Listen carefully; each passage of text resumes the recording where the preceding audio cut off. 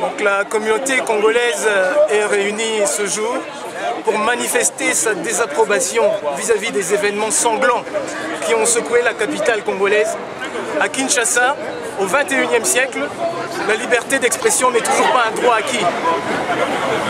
Nous avons une population innocente, une population non armée qui veut manifester son refus de voir une constitution être modifiée, et cette population non armée se trouve face à une police qui tire à balles réelles. Sachez que ces balles ne sont pas faites pour caresser leur visage. Le problème que nous constatons aujourd'hui, c'est que on nous dit une chose et son contraire. Le monde n'ignore pas que Kabila, celui que vous appelez Joseph Kabila, est un président illégitime.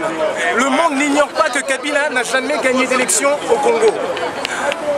L'Union européenne a déclaré de façon très claire que Kabila n'a aucune crédibilité. Ce que nous voulons dire aujourd'hui, c'est que les balles font tout aussi mal dans les bureaux de Charlie Hebdo que dans les rues de Kinshasa. Nous aimerions qu'il y ait un déplacement du seuil de sensibilité de la population, que ce qui se passe en Afrique, que ce qui se passe au Congo, et particulièrement en Belgique, ne reste pas totalement enterré, et qu'il puisse secouer les cœurs. Et nous encourageons nos frères et nos sœurs au Congo qui réclament un droit aussi fondamental que celui de s'exprimer librement, sans rentrer chez lui, totalement ensanglanté, sans pour autant avoir à déplorer des morts. Les autorités répondent que ce n'est pas un changement de la Constitution qui est entamé, mais la modification de la loi électorale. Qu'est-ce que vous en pensez? Mais qui parle, ça c'est jouer avec les mots, et ça ressemble tout à fait au profil de ce régime qui a été irresponsable depuis 14 années et qui malheureusement n'a aucun résultat.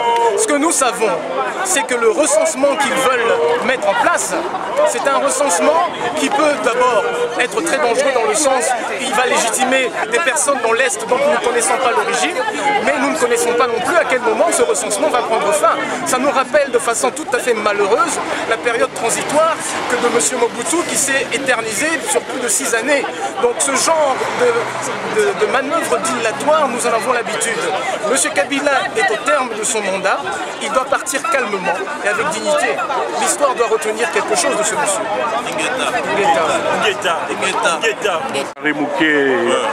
Les Congolais sont venus nombreux devant l'ambassade de Belgique.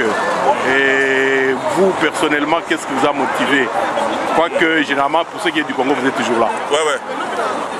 Je suis là parce que, tout d'abord, félicitations au peuple congolais qui se sont soulevés cette fois-ci, parce que c'était devenu comme un mouvement collectif. Nous, on luttait, on mobilisait au niveau de la diaspora. Ça fait longtemps qu'on demandait à notre population de se réveiller, de se mettre debout, chasser l'imposteur et tout ce qui détruisent notre pays. Il n'y avait rien. Et l'opposition était dispersée. Mais cette fois-ci, on voit plusieurs partis politiques d'opposition être ensemble avec même les députés nationale du côté de l'opposition qui se sont mis ensemble.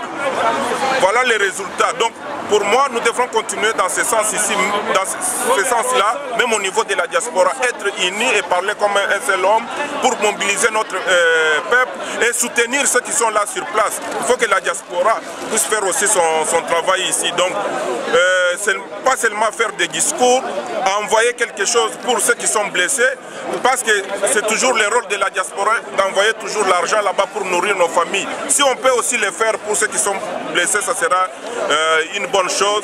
Et je suis là aussi pour condamner ce qui s'est passé au pays. On tire sur la population non armée, on tue les gens, on nous dit qu'il y a eu 3 morts. Or, il y a eu plus de 20 morts. Donc, c'est pour cela que nous sommes là.